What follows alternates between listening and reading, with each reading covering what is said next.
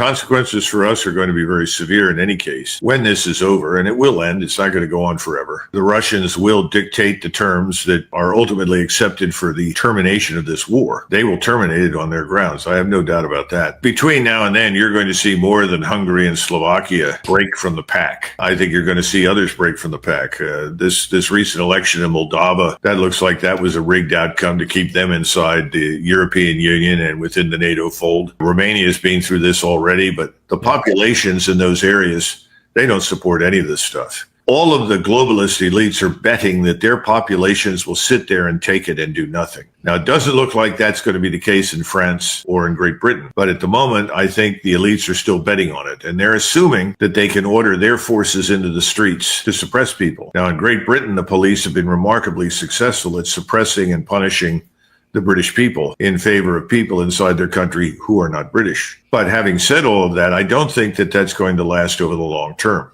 They're doomed. This whole globalist class is doomed. They have no staying power. They will not last much longer. And if we can hold our fire long enough, I think is the Russian view, then they'll be gone and we can bring an end to this. But it's getting tougher. And I really do think there is enormous pressure on President Putin, in this supposedly authoritarian state where the people have no say. The Russian people have a hell of a lot of influence over what their government does, and they want blood. They want an end to this, and they want these people that are against them to be crushed. I don't blame them. I understand that completely. But it hasn't happened yet. But I think they're getting closer and closer to this tragic solution. Well, and if they needed help getting into the more of the tragic, we seem to be helping them with our own policies here, because Secretary of State Rubio addressed the United Nations Security Council a few days back and said that, by the way, if Meritz had just said that we're not at war, but we're no longer at peace, Rubio says we're not at war, but the war can't be won by anybody on the ground. But the one that's proved to be an extraordinarily challenge has been the war in Ukraine, between Russia and Ukraine. The president has worked on it tirelessly, has invested a tremendous amount of his own time, energy, and the highest levels of our government. We have had meetings in Turkey, meetings in Saudi Arabia, meetings in Alaska, countless phone calls, doing everything possible to bring this conflict to a resolution and to an end. A war that cannot end militarily. It will end at a negotiating table. That's where this war will end. But the longer it lasts, the more people will die, the more will be destroyed. Some of the numbers we are seeing in the loss of life among military personnel, for example, on the Russian Federation side, are staggering. Staggering. In 1 month alone, more loss of life than in the entirety of the U.S. engagement in Afghanistan or Iraq. This war has to end, and we have done everything we possibly can and will continue to do everything we possibly can to bring it to an end. Very generous offers have been made. For example, a ceasefire at the current lines of contact. Let's start with that last one right there. What about this generous offer that Trump has made to Putin to allow him to have an unconditional ceasefire at the line of contact? Well, we've never had the truth in the West about the actual losses on the ground in that country. We know that the losses on the Ukrainian side, 1.7 to 1.8 million. The losses imputed to the Russians are fanciful nonsense. If those losses were that high, we would be in a very different position. The fact is that those losses haven't been that high. And that's one of the reasons the Russians have been so comfortable exercising restraint, because they ultimately have wanted to avoid a conflict with us and NATO at large. Unfortunately, and I say this because I mean it, the Russians have taken a lot of the statements that we've made, and they're looking at them very seriously. We're seeing a broader mobilization in Russia of people between the ages of 18 and 25, men. We're seeing this force continue to grow. The training is rigorous. The discipline is very effective. The leadership now, I would say, is superb, because all the leaders who were really bad news have been largely removed. The Russians are preparing for war with us. We are not prepared for war with them. Those are the facts. The Europeans least of all. And remember that you've had Donald Trump, contrary to what Secretary Rubio says, who's turned around and said, look, we'll sell you whatever you want. And this is yours to fight. We're effectively going to sit this out. So here's Rubio making threatening statements, or at least implying threats, when the president of the United States has said, no, we're not going to engage in this. We're not going to jump in with both feet. We'll give you weapons. Well, the problem is most of the weapons, and you know this from having, you just discussed very recently the inventories of missiles. A lot of those will never show up in time to make any difference, assuming they ever show up at all. The issue at the moment, as I understand it, is do we launch Tomahawk missiles against the Russians deep inside Russia? Well, I don't think that's ever going to happen, because however misguided and misinformed Donald Trump may be, I think he understands that if a Tomahawk missile lands in the outskirts of Moscow or Ryazan or Kazan or any of these places, he's going to be at war with Russia. And that war could rapidly escalate to the nuclear level. And once you hit the nuclear level, you have almost no control. We know that from experience in multiple war games, and everyone loses. So I think Donald Trump probably understands that. Maybe he doesn't understand the impact of his words or the words of someone like Rubio or Hegseth. We need to go back and look at that very carefully. Ambassador Freeman will tell you this from his own experience. Words are meaningful when they come out of the mouth of the president, the secretary of state, and the secretary of war. They're taken very seriously. So you better be very careful what the hell you're saying. And right now, I don't think anybody is. Yeah, and I want to reinforce that point, because we happen to have that soundbite set up here. When you're talking about even those key areas here, when you also have the hand-selected specific person to run the issue with the Ukraine side from the president of the United States, his personal envoy, saying this.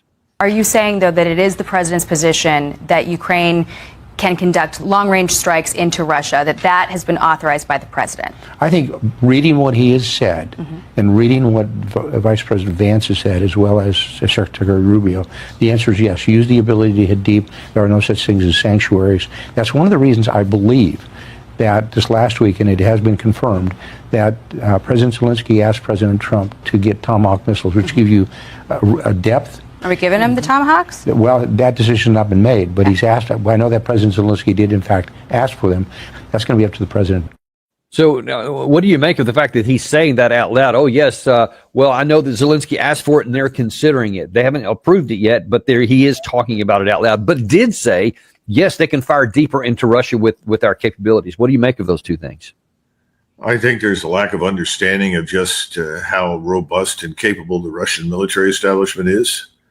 I think there is an underestimation of the seriousness with which these statements are taken in Moscow. And I think there is a lot of self-delusion, especially with Kellogg. Kellogg runs around and tries to tell everybody the Russians are losing. Well, that's news to them. And everybody else who's looking at the battlefield objectively doesn't see any evidence for that. They see essentially a war of annihilation being waged against the Ukrainian forces. He's operating in a universe where the rest of us aren't present. I hope that's not the case with President Trump, but he seems to be terribly influenced far too often by the last person that spoke with him, and the last people that have been talking to him have been feeding him these erroneous statements and utterly false data to try and persuade him to take a position that I think otherwise he would not take.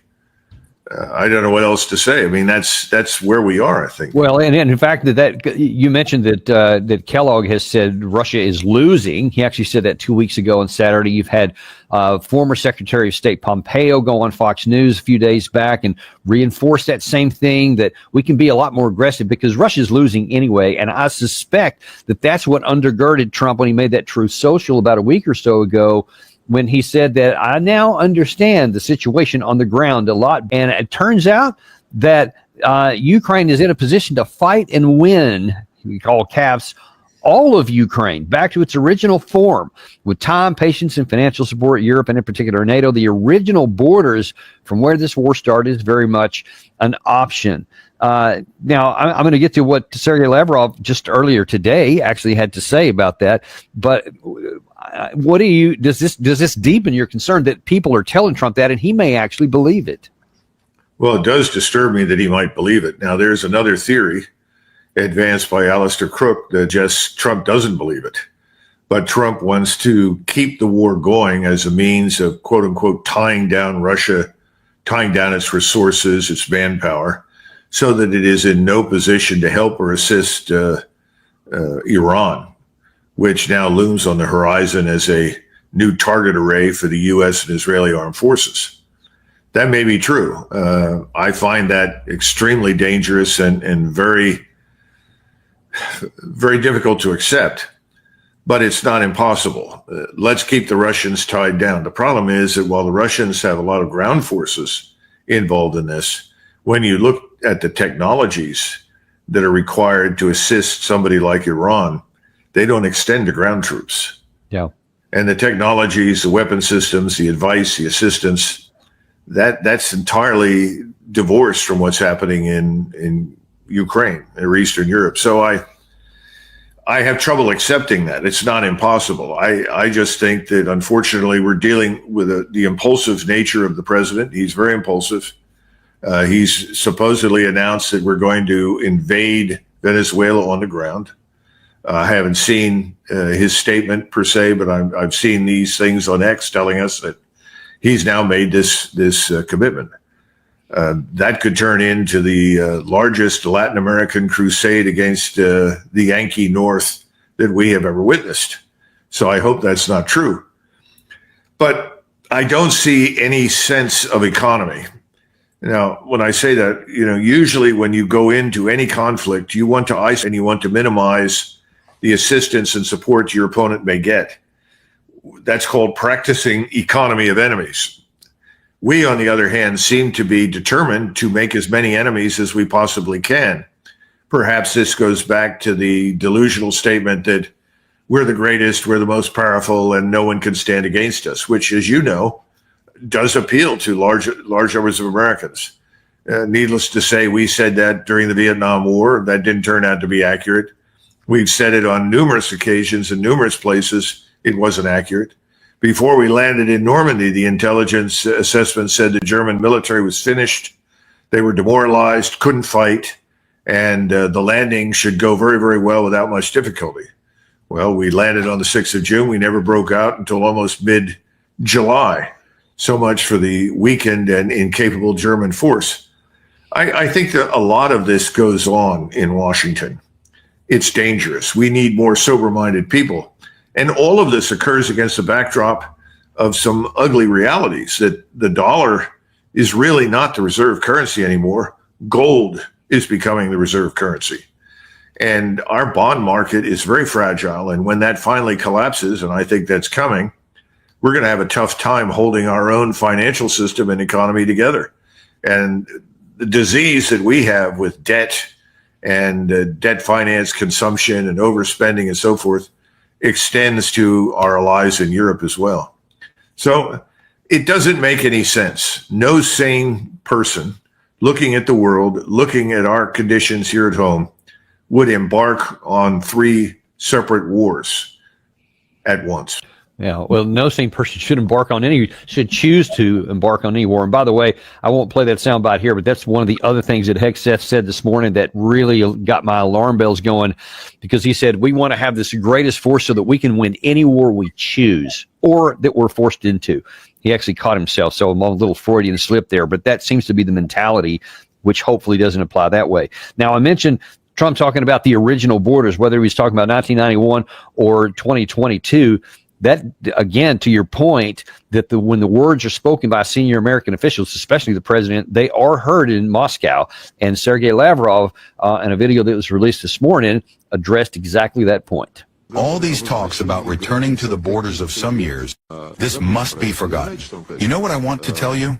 All these talks about returning to the borders of some years have been going on for a long time. They are all connected with the fact that the Ukrainian leaders, who came to power after February 2014 by illegal means, constantly lied and disrupted all the agreements that were reached over these years.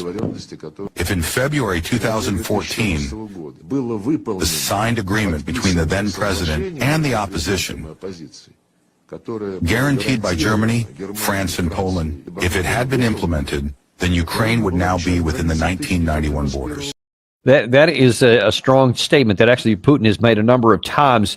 And I think when you look back at the historical records, I think they're right. If we in the West wanted Ukraine, Kiev to have control over its 1991 borders, it was in our power to do so. But we took the opportunity to take it out by trying to demand even more. Is he just exaggerating there, making Russia sound good, or does he have a point? No, I think he's telling you the truth. And after all, if you look at the Russian military establishment in 2014, and then even look at it again in 2022, this was not a large military establishment designed to project Russian power hundreds or thousands of miles from Russia. It was largely focused on territorial defense. And at the time, I know that President Putin made it very clear, we have no interest in going to war at all. We don't want to do this. He had just been through the intervention with the Georgians, as you'll recollect, in 2008. Yeah, 2008. The Russian military did not perform very well. There were a lot of problems with it. He had to sort of start over with his reforms and reorganization plans. So he wasn't interested in any sort of conflict at all. Even in 2022, I would argue he wasn't interested in the conflict. But I think that's also in part because he was always representing the Western wing of Russian political thought. He was someone that saw Russia as being part of the broader European civilization. He's now lost a lot of credibility as a result of that. Large numbers of Russians reject that out of hand now. They see no hope for any inclusion of Russia into anything, largely because of us and what we've demanded. There's I don't usually go to Hollywood films, but there's a film called Nicholas and Alexandra. And it's a tragic film. It's based on a book by Massey. But what's important in the film is the moment when the Tsar of Russia, Nicholas II, decides to go to war against Germany and Austria-Hungary. And there's this fictional figure because the person that he's playing at that point in time, Stolypin, I think it is, was dead. And Sir Laurence Olivier plays that role. And he's there talking into one ear of the Tsar while the Tsar is listening to all of his generals and political favorites and courtiers and so forth. And we have a lot of that in Washington now. We have large numbers of what used to be called court generals, people that curried favor with the king or the emperor, became a favorite and were then promoted as a result. Russia had a big problem with that in 1914. But he kept saying, if you do this, everything could be lost. In most cases, these large-scale wars, whatever reason there was that started them, no one remembers at the end because the end is destruction. And he makes a very good case, and I think that's what President Trump needs to listen to. He's not listening to the potential disasters that could ensue as a result of the decisions he's making. And again, I go back to Venezuela as the most recent example of stupidity, because I don't think he really understands, or anybody in Washington can appreciate, the level of anger and hostility this will precipitate in Latin America. We have a long history of being viewed as responsible for all the problems they've got. Well, that's wrong. Most of theirs, like most of ours, frankly, are self-generated. Yeah. We make our own problems. But the anti-Yankee feeling, the anti-American feeling is very strong, and it'll become a spreading disease like the plague. And you'll have paramilitaries from all over that continent pouring into Venezuela. This will become the cause of the 21st century. Drive the evil Yankees out once and for all. And we lose sight of things. Look at Ukraine. Look at the size of the place. How many Iraqs can you fit into Ukraine? Nobody ever brings that up. But if you look at the map, you have 3 or 4 Iraqs make Ukraine. Does size count? Yeah, it counts. Venezuela has a coastline 1,700 miles long. The place has a 1,380 or 79 mile border with Colombia and the same distance border with Brazil. It's the size of Germany and France together. I mean, size matters. It's huge. And what do you want to do? What's your purpose? Is your goal to forcibly extract oil and natural gas? Have we learned nothing from our experience in the Middle East? You don't have to park a tank on top of the oil well to get the oil out.